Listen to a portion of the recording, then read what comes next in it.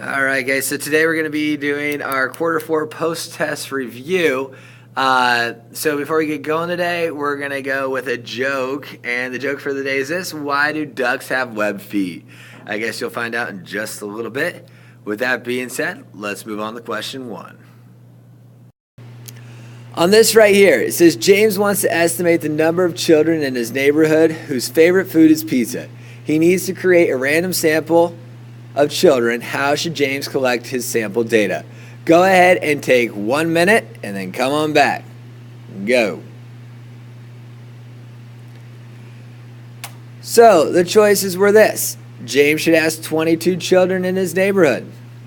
James should ask 22 children in his school. James should ask 22 children who have enrolled in a cooking class. James should ask 22 children who have eaten pizza in the last week. To get himself a random sample of children for his neighborhood, we need to ask the kids in his neighborhood. We're not going to randomly ask people who have enrolled in a cooking class. They might not even be in his neighborhood. It's not going to be 22 children who have eaten pizza in the last week because they might not even be in his neighborhood. And it's not going to be the 22 children in his school because they might not be in his neighborhood. So let's go ahead and go to the next one. You have 1 minute. A boss of a trash can company wants to know how many trash cans can be delivered each day by the individuals in the company. The table shows the results. Based on the data, select the estimates that could represent the number of trash cans delivered in a 5-day week. Go ahead and take 1 minute and then come on back. All right, so on this one right here, you guys should have your answer. When you guys go through this, it's a 5-day week, so you guys will need to multiply each one of these by 5 to figure out your best estimate. When you guys go ahead and do 140 times 5, you guys end up getting 700. So when you look at all these are pretty close to 700, so they're all in play.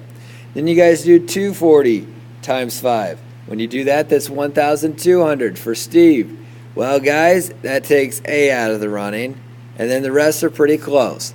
Then for 75 times 5, that's going to end up being 375. Well, 775 is quite a lot bigger than that, so the answers are B and C.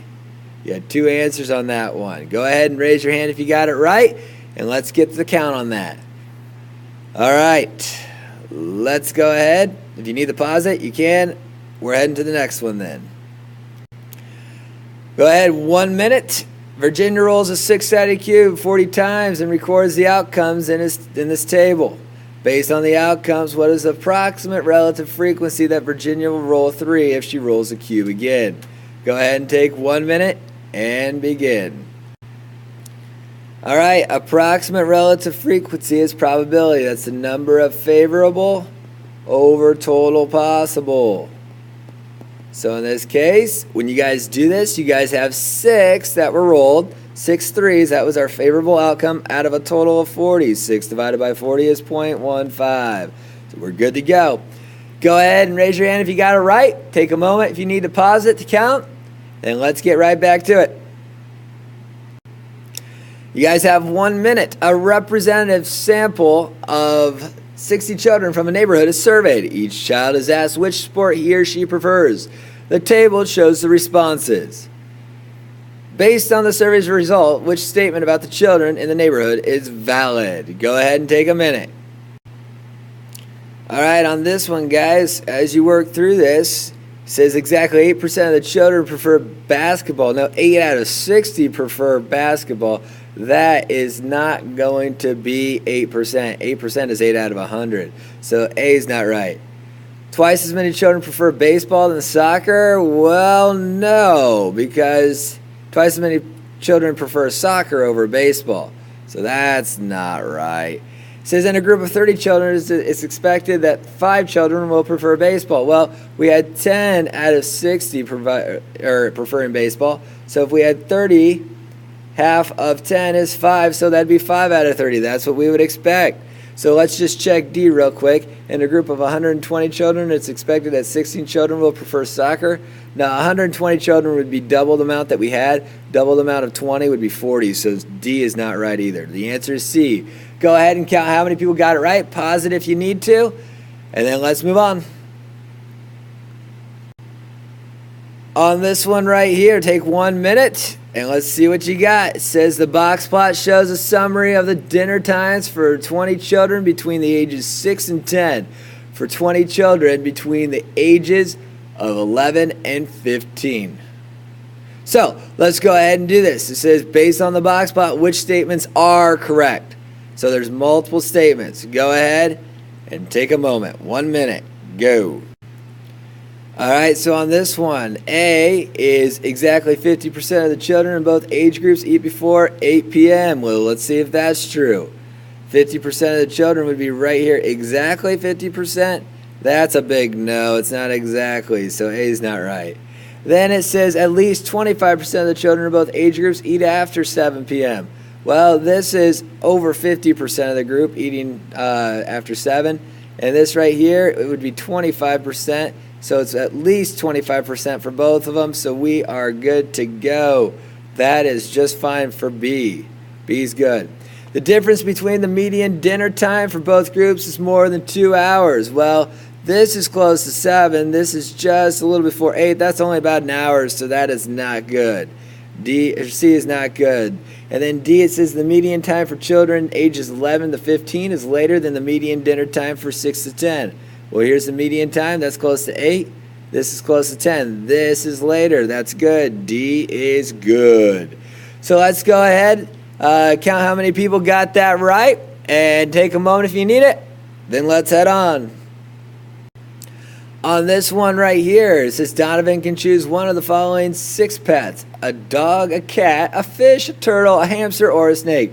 He made a spinner to help him decide which pet to choose. What is the probability that the arrow will land on a cat? On this one, only take 30 seconds. The answers are A, 5/6, B, 1/2, C, 1/3, and D, 1/6. Go ahead, take 30 seconds. All right, we are back. So on this one right here, you guys would go ahead. You want to know the probability of landing on a cat. There's 1 cat out of a total of 6 different options. That's 1 out of 6. Probability is number of favorable over the total possible. That is D. Let's go to the next one. If you didn't count how many people got it right, do that real quick, and then let's get started on this. On this one right here, it says which pair of angles is supplementary? Supplementary. You guys go ahead and take a minute, and here we go. All right, supplementary, guys. Supplementary means 180 degrees. The 2 angles that make 180 degrees, when you add them together, are these 2. Angle 2 and angle 3.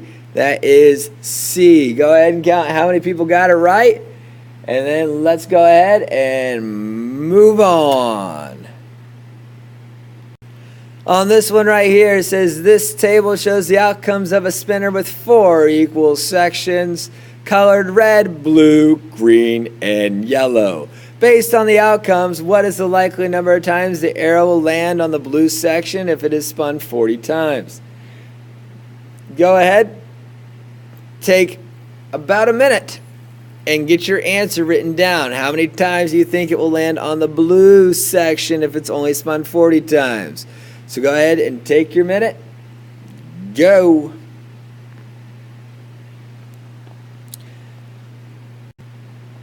All right, so we are back on this. On this first experiment right here, it was spun 100 times. The blue was 35 out of 100 times. So that is 0.35 or 35% of the time. So if we continue to believe that it's going to be 35% of the time, if I figure out 35% of 40, of means times, then I go ahead, do 0.35 times 40, and I get 14 times that it lands on blue. 14. Go ahead and count how many people got that right. I imagine that one was a little tough for you guys. So let's go ahead, get that, and then let's move on.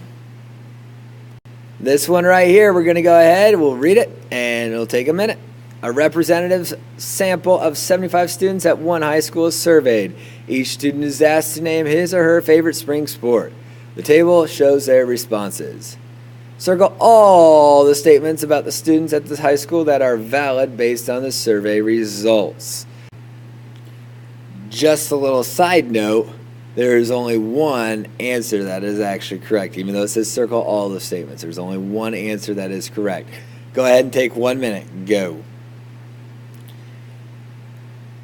All right, so we are back. Of the students, 21% like baseball as their favorite sport. Well, that'd be 21 out of 75. So, nope, that's not going to happen for A. For B, twice as many students have track and field as their favorite sport than golf. Well, that's not the case, because if it was twice as many students, there would be 18 students that like track and field over the 9 for golf. So B is not good. In a group of 25 students, it's expected that 3 of them will choose golf as their favorite sport. Well, we had 9 out of 75, and so if we're down to 25, 75 divided by 3 gets you to 25. 9 divided by 3 would get you 3. So that ends up being true, C. And then D is not correct, because a group of 300, that's going to be 4 times the amount of 75. So we would expect for track and field, 4 times 16 is not 44. So that doesn't work. And then in a group of 150, that's twice as many students as we currently have, the 75. And we want to know how many of them will choose volleyball. Well, 11 out of 75 choose volleyball, so we'd expect 22 out of 150. So it's going to be just C. Go ahead, count how many got that right, and then let's move on. All right, on this one right here, guys, you guys will go ahead. What's the measure of angle C? Take 30 seconds. CEB, CEB. We'll take 30 seconds, and then we'll go. All right. On this one right here, CEB is literally a vertical angle. Vertical angles are exactly the same, so it's 68. It is B. If you figured out this one over here, you would do 180, because this makes 180 minus the 68 to get that degree. We did not do that, though. We did the vertical angle there. You got to be looking and seeing what it's asking. Count how many people got it right. Let's move on to the next one. Go ahead, take a minute here, see what you got. Go.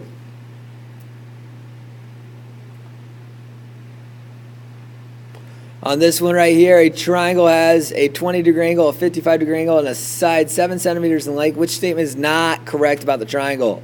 So, it's helpful if you figure out the third angle. So if you have one angle that's 20, another angle that's 55, that's a total of 75 degrees for the two angles, but all three angles make 180. So if you do 180 minus 75, you end up getting 105 here. So we know that C is true. So we don't want to pick that one, because we want the ones that are not true. If it's 105, that also means that we have an obtuse triangle, so that's true. Then, if we look at D, the sum of the lengths of the other two sides must be greater than 7. Well, if you have 7 here, we've talked about how if one side, if you know the length of one side, the other two sides have to be, if you add them together, they have to be bigger than that third side. So the other two sides have to be greater than 7 if you add those two sides together. So D is a true statement. And then that leaves us with B. The triangle might be an isosceles triangle. No, we don't have two angles that are exactly the same. So B is actually the answer that we don't, because it's the one that is not correct. All right. So at this time, let's go ahead and move to the final joke day. And the joke for the day is this: why do ducks have wet feet? To stamp out forest fires. All right, let's do another. Why do elephants have flat feet? To stamp out flaming ducks. All right, and one last one. Why do dogs have flat feet? They don't. Anyways, guys, make sure you're ready for this post test tomorrow, and have a splendid day.